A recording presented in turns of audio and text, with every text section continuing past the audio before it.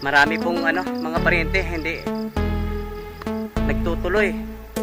Yung iba dahil sa sobrang init mga paryente, napakainit talaga yung panahon mga paryente. Kaya yung problema kasi nitong ating kamatis, hindi po ito dumaan sa hardening mga paryente. Yung po bang sinasanay po natin sa labas sa init bago po siya i-transplant. Kaya maaari sigurong maraming hindi nagtutuloy, at saka ang sabi din po ng kasamaan po natin dito, mayroon din po mga puno na ningat-ngat ng cutter. Ayan, katulad po nito mga paryente ayan, natutuyo po siya, hindi po nakayanan yung po init. Kaya aral din po sa atin ito mga paryente, dapat talaga kailangan dadaan po sila sa hardening. Ayan, sabagay marami pa naman yung nagtutuloy mga paryente. Yun nga lang, dahil sa sobrang init, marami pong hindi nagtutuloy, katulad po nito mga paryente. Ayan, kahit sa ngayon mga paryente gumagana pong drip irrigation po nito. Ayan, katulad din po nito, hindi nagtutuloy. Ang tindi po kasi ng init mga paryente. Nako, sobrang init talaga. Ayan.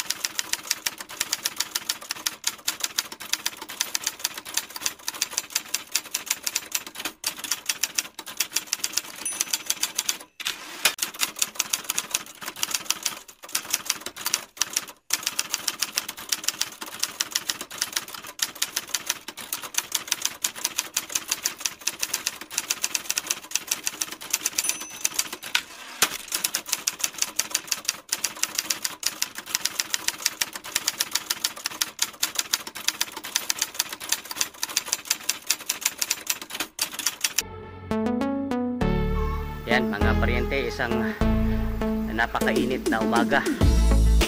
Gaya ng ipinangako ho natin na linggo-linggo ho tayong mag-a-update po rito sa ating ampalaya. Ito po ay 49 days na after transplanting, at kasalukuyan po ngayon yung nagpipitas. Yan, ito na po yung mga harvest po ngayon. Mayroon na po tayong 3 crate, at tingin ko po mga paryente, ito po ay aabot po ng kumulang mga 100 kilo ngayong araw. At hindi na po masama mga paryente, kasi ito po ay 300 puno lamang. Ayan, at napapansin natin mga paryente, unti-unti na po silang nagsasara dito po sa taas. Ayan, ang ganda pa tignan mga paryente kung tuluyan na po silang nagsasara dito sa taas. At makikita ho natin yung mga bunga ay nakabiti na po rito. Ayan, ganda tingnan mga paryente. Siguro mayroon pang 2 linggo, at pag ito'y nagsasara na sa taas mga paryente, at mapapansin na rin po natin ito pong damo rito sa ilalim, hindi na rin po ito lumalago kasi hindi na po sila nasinagan ng tudo dun sa sinag po ng araw. Ayan, at tayo po'y dumiretso, kararating lang po natin, at dumiretso po tayo rito kasi gusto kong asahan na magpatubig po rito. Ayan, kahapon po raw nagpapatubig po sila rito, kaso nga lang nasisira daw po yung bomba doon sa kabilang farm. Kaya hindi po ito napapadaluyan po ng tubig kahapon. Yung lahat, may mga ilang tudling po rito na hindi napapadaluyan ng tubig. At kung sana po maayos kaagad yung bomba po nila, kasi pag hindi talagang mano-mano tayo magdidilig po rito. Kasi sa estado po nila mga paryente, ito po ay nasa fruiting stage na po ating ampalaya, na talagang kailangan po nila yung tubig. At pati na rin po mga paryente sa panahon ngayon na napakainit, kaya kailangan nila ng tubig. Ayan, yan mga paryente, update po tayo dito po sa ating kamatis. Ito po ay 7 days after transplanting, at marami pong mga paryente hindi nagtutuloy Yung iba dahil sa sobrang init mga pariente, napakainit talaga yung panahon mga pariente. Kaya yung problema kasi nitong ating kamatis, hindi po ito dumaan sa hardening mga pariente. Yung po bang sinasanay po natin sa labas sa init bago po siya i-transplant. Kaya maaari sigurong maraming hindi nagtutuloy, at saka ang sabi din po ng kasamahan po natin dito, mayroon din pong mga puno na ningat-ngat ng cutter. Ayan, katulad po nito mga pariente, oh. Ayan, natutuyo po siya, hindi po nakayanan yung po init. Kaya aral din po sa atin ito mga pariente, dapat talaga kailangan dadaan po sila sa hardening. Ayan, sabagay marami pa naman yung nagtutuloy mga pariente. Yun nga lang, dahil sa sobrang init, marami pong hindi nagtutuloy, katulad po nito mga pariente, oh. Ayan, kahit sa ngayon mga pariente gumagana pong drip irrigation po nito. Ayan, katulad din po nito, hindi nagtutuloy. Ang titip po kasi ng init mga pariente. Nako, sobrang init talaga. Ayan, at sa pangkalahatan mga pariente, bali kakunti lang po yung hindi nagtutuloy. Yung iba daw ningat-ngat po ng cutter. Mayroon kasi yung mga insekto na pinuputo lang po yung puno. Pero sa nakikita ho natin dito mga pariente, mas marami po yung yung pong hindi nakayanan yung init. Sunog na nga yung init yung panahon, tapos yung reflection din po nitong ating plastic mulch mainit din.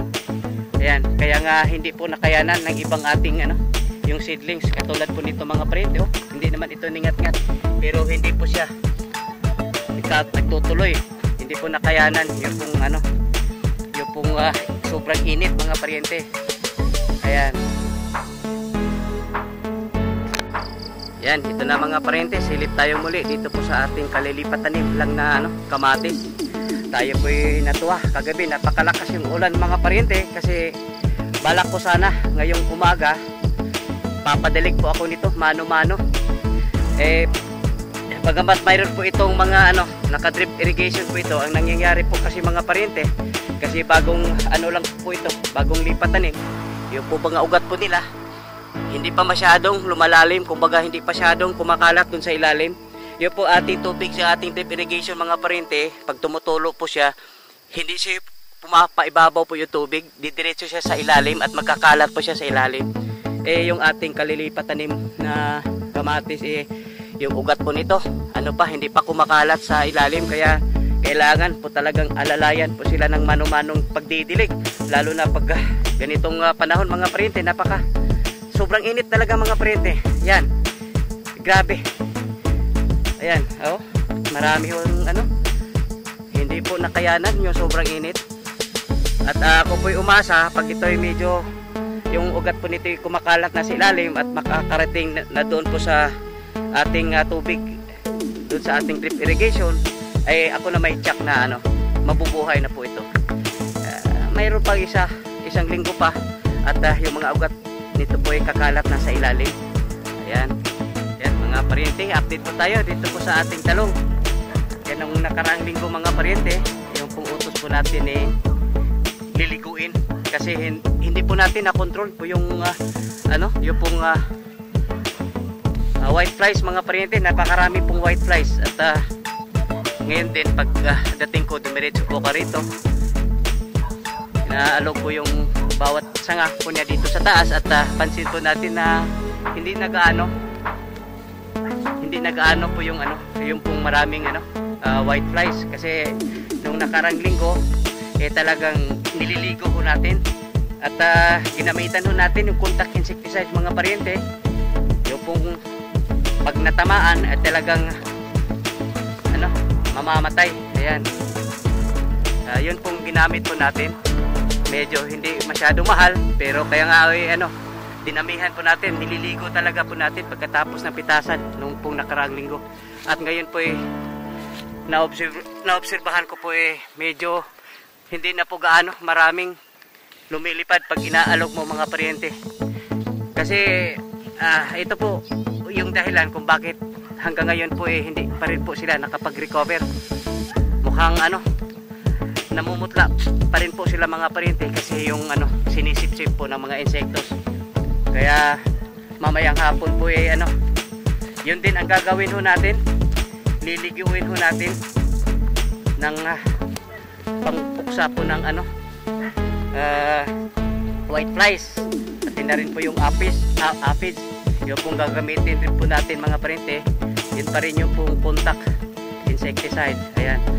Bagamat marami hong white flies nitong mga nakaraang linggo, mapapansin pa rin po natin mga paryente, marami pa rin po silang bulaklak.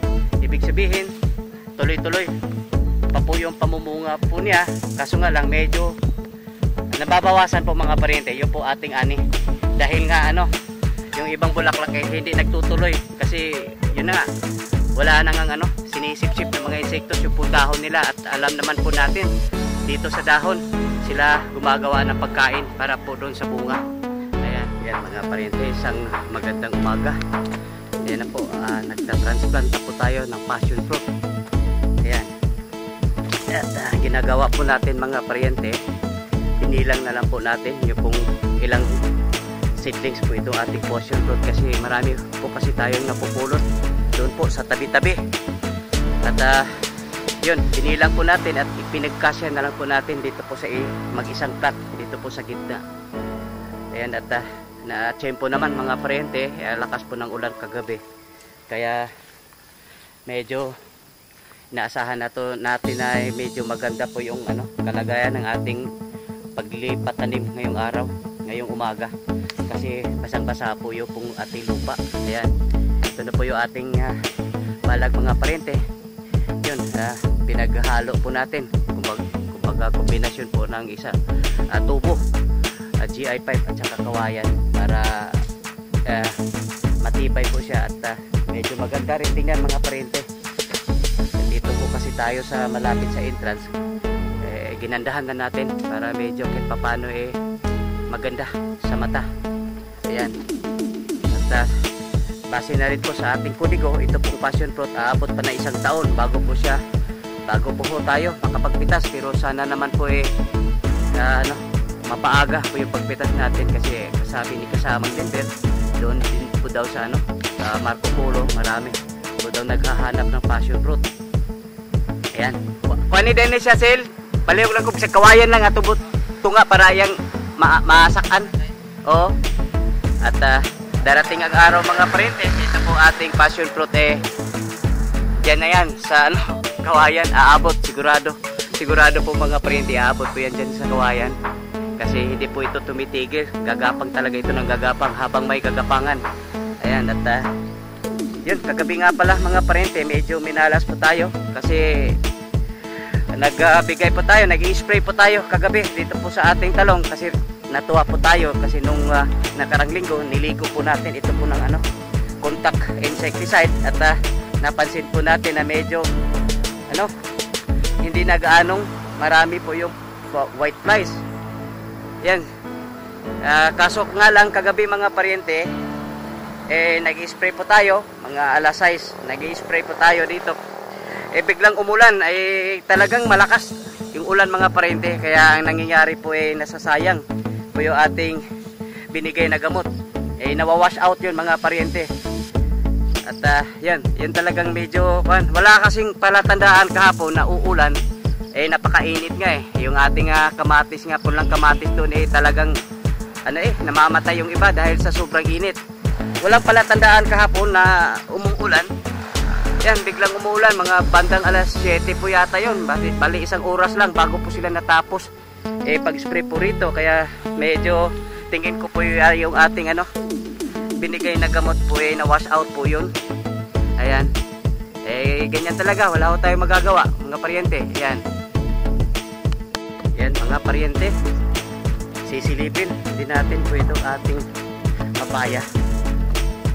Sa tingin ko po umiepekto yung po ating ginawang pagbibigay ng abono at saka nilinis yung paligid ng bawat puno ng ating papaya. Ayan. Pansin ko mga paryente, unti-unti po siyang sumisikla. Ayan. Oh, yung tanging hangarin ko lang naman mga paryente, ito pong ating papaya po rito, aabutan pa po ito doon po sa susunod na batch po nito na ilang linggo na nailipat tanim po natin. Nandun ini-interrupt natin po doon sa ating kalamansi. Ayan. Talagang mayroon pong pagbabago. Pansin po natin at ramdam ko yung pagbabago po niya mga paryente dito po sa ating papaya. Ayan, kailangan po ito papaluapan po ng abono. At matagal ko nang nasabi po kay kasamang Denver, kaso dahil sa daming ginagawa mga paryente, ako rin minsan nakakalimutan ko. Pero papaluapan po natin ito po ng abono, pati na rin po yung fungicide. Ayan. Ayan mga paryente, sisilipin po natin ito ating punlang siling panigang at saka siling atsal. Ito po yan 7 days after sowing mga paryente. Ayan, nag-umpisa na po silang sumisibol. Ayan. At hindi ko lang matandaan kasi kasi ito mga paryente, siling atsal o kaya siling panigang. Hindi ko lang matandaan kung alin po dito. Yung mahirap po rito sa ating kanan mga paryente kasi natapat po siya sa yung parang mesh net. Kaya pag malakas yung ulan tatagos po yung tulo po rito, kaya may wash out nga po rito mga paryente. At wala po tayo magagawa kasi hindi natin pwedeng ipaghaluin po ito kasi baka mamaya paglipat tanim po natin, paglaki po nila magkakarambula na. Siling panigang, siling atsal, ganap. Ayaw po natin mangyari yun mga paryente. Ayan. Kaya hayaan na lang po natin dyan. Sa sakripisyo na lang po natin yan. Hindi naman laging umuulan mga paryente. At yan, kawawa po yung ating mga seedling tree mga paryente. Oh. Gutay-gutay na po. Kaya kahapon punta kami doon sa bayan. Bumili po kami ng seedling tray. Dagdag seedling tray kasi siguro ilang taniman na po ito mga paryente, ilang punlaan na po ito. Talagang gutay-gutay na, wasak na po yung ating ibang seedling tray, wala na po tayo magagamit. At check naman ito bawing-bawi na po ito mga paryente. Ayan, ito po yan 7 days after sowing. At ito na nga, nag-umpisa na po silang sumisibol. Ayan. Yan mga paryente, dito po tayo sa ating asulapans. At yan, nilagyan na po natin ng yung dumi po ng yung cow manure mga paryente kasi inaobserbahan ho natin mga 1 linggo na mahigit at hindi ho mabilis lumalago yung ating asula. Kaya talaga namang kailangan po nila ng abono. Yan kasi inaasahan ho natin mga paryente, ganito karami yung asula, 1 linggo lang mapupuno po niya ito. Ngayon po naglagay po tayo ng asula. Actually sila po ni kasamang Joshua naglagay, pero nilagay lang po nila sa sako. Ganito po yung ginawa ho nila. Nilagay po nila sa sako. At ay yung gawin ho natin mga paryente, yan. Inilabas po natin mga paryente, binuhos natin dito po sa katulad dun sa ay yun ang gagawin po natin kasi hindi naman ito yung katulad po ng yung goat manure na lumulutang po siya. Ito po ay cow manure po ito mga paryente, kaya hindi po kailangan ilalagay sa sako para umiepekto kaagad. Talagang ilalatag po natin siya dito po sa ating pans. Ayan. Dito sa kabila mga paryente, dito medyo dumarami po rito. Pero hindi pa rin po ito yung gusto po natin mangyari. Gusto po natin na talagang mabilis po siyang lumalago mga paryente. Kaya nagpasya po tayo maglagay ng abono. Ayan, yan po yung cow manure po yan mga paryente. At hindi po dapat kailangan ilagay pa sa sako kasi hindi. Yung mga goat manure ilagay po sa sako yun kasi po kasi yun mga paryente, lumulutang. Pero ito'y cow manure kasi po ito. Ayan, at inasahan po natin ito mga paryente, mga 1 linggo. Ganito karami, punong-puno na po ito. Ayan.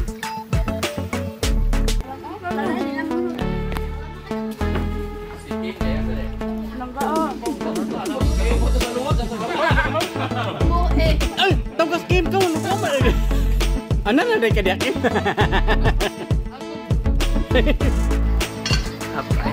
pahinom. Nawahi akong kuan. Akong video.